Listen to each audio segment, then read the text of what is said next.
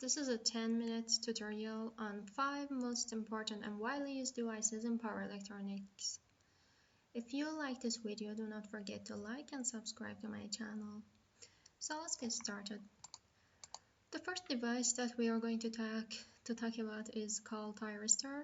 It is also shown by SCR, which stands for Silicon Control Rectifier. The symbol is shown over here. It has an anode, it has a cathode port, and it has a gate port. And the structure is shown over here, and as you can see, it is composed of multiple PN junctions. And the equivalent circuit model, when it is turned on, is basically composed of a resistor and a voltage source. And this is the equivalent circuit model for most of the control devices. Okay, the diagram the diagram for the thyristor is shown on the bottom right side, and as you can see, as the voltage over anode and cathode increases, the current passing through the thyristor increases a little bit. Okay, until this point over here, which corresponds to the breakdown voltage, the thyristor is off. Once the voltage over thyristor increases, becomes more than the breakdown voltage, the current passing through the thyristor starts to increase dramatically. And in this region, the thyristor is said to be turned on. Okay, so for various gate pulses, for various currents passing through the gate, we have different diagrams, and as you can see, as the current passing through the gate becomes more and more, the diagram for the thyristor starts to look more like a diode. Okay, and so this means basically that one of the methods for turning the thyristor on is to apply a gate pulse or gate current to it, and we will talk about that later. So if you take a look at the left side of this diagram, you can see that as the voltage over thyristor, the reverse voltage over the thyristor becomes more and more until this breakdown voltage. There is only a small leakage current passing through the thyristor. Once the reverse voltage over the thyristor becomes more than this, the current passing thyristor starts to increase dramatically, and this means that this is as if we have no device at that place anymore. Okay, so one of the turn-on conditions for turning the thyristor on is that the voltage applied to anode and cathode should be more than 0 or positive, which means that the voltage over anode should be more than the voltage over cathode. Also, the current passing through the gate should be more than the minimum current. This also means that the voltage between the gate and cathode should be more than the minimum voltage. So there are two turn-on methods for thyristor. The first one is that for a moment, the voltage over the anode and cathode becomes more than the breakdown voltage. Okay, so this means that over the diagram, we reach to the breakdown voltage, and suddenly from here we go back to the turn-on region of the thyristor. Okay, but this method is not really functional in practice because this may also burn our device. So it is not recommended for functional and practical purposes. And the second method is that we apply a gate pulse to the thyristor. That means we apply a current to the gate, where the applied current is more than the minimum current. And this basically means that we go from the diagram over here to diagram over here, which enters the turn-on region. Okay. Also, the turn-off method for Thyristor. We have two turn-off methods for Thyristor. The first one is that we decrease the voltage over anode and cathode until the current passing through the Thyristor becomes less than the holding current. Okay, the holding current is this point over here.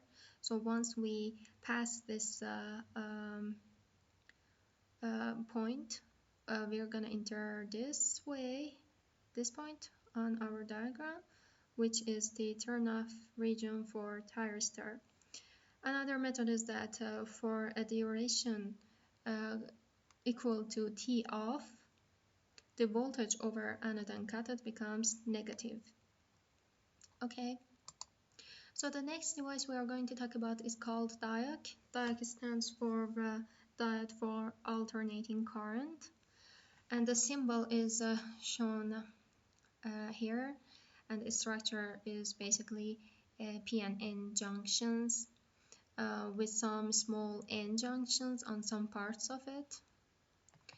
And the equivalent circuit model is again when it is turned on, it is just like Thyristor, no difference. And the diagram is shown over here, and as you can see from this diagram, DIAC is a symmetrical device, which means that it can pass currents. The currents can pass through it in both directions. Okay, so it is a symmetrical component. So here on the diagram, you can see that as we increase voltage over the DIAC, the current passing through the DIAC is very small until we reach the breakdown voltage. Once we reach the breakdown voltage, the current passing through the DIAC starts to increase dramatically, and this means that we enter the turn-on region for DIAC. The same thing also happens for the reverse voltages, and as you can see, even in the reverse voltages, when we reach the breakdown voltage and we pass the breakdown voltage, the DIAC starts to conduct current as well. Okay, so DIAC basically has no turn-on condition, and the turn-on method for it is that for a moment the voltage over DIAC becomes more than the breakdown voltage.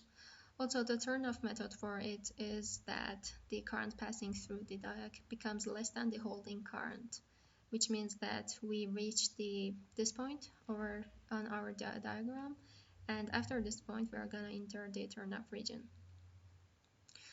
So you have to note that DIAC is a mostly electronic device, which means that in power electronics it is only used in command circuits. This is because the breakdown voltage for DIAC is in the order of 20 to 40 volts, and you can compare that to a breakdown voltage of Thyristor, which is in the order of 1000 volts or multiple 100 volts, and that basically shows that DIAC is not a device for power electronics to be used inside the power electronic circuits. However, it is only used in command circuits for power electronics. And yeah, that's all. I hope you are all familiar with command circuits. We may have a tutorial on that later. Okay, so the third device is called the TRIAC, and this stands for triode for alternating current. The symbol is similar to DIAC, except that it also has a gate port over here. The structure is also shown over here, and it has p-n junctions with some small parts of n junctions. And the diagram for TRIAC is exactly same as DIAC. So it also has no turn on condition, and we have two methods for turning it on. The first one is that we increase the voltage over TRIAC until it becomes greater than the breakdown voltage. And the second method is that we apply a gate pulse or gate current with same polarity of the TRIAC itself. Okay, it has to be same polarity of TRIAC because TRIAC is a symmetrical component, and yeah, that's why we mention polarity over here. And the turn-off method is exactly same as DIAC, and the device is basically turned off when the current passing through it becomes less than the holding current. Okay, so the fourth device is called Unijunction Transistor or UJT, and as you can see, this device is mostly a transistor, and its structure is just like transistors as well.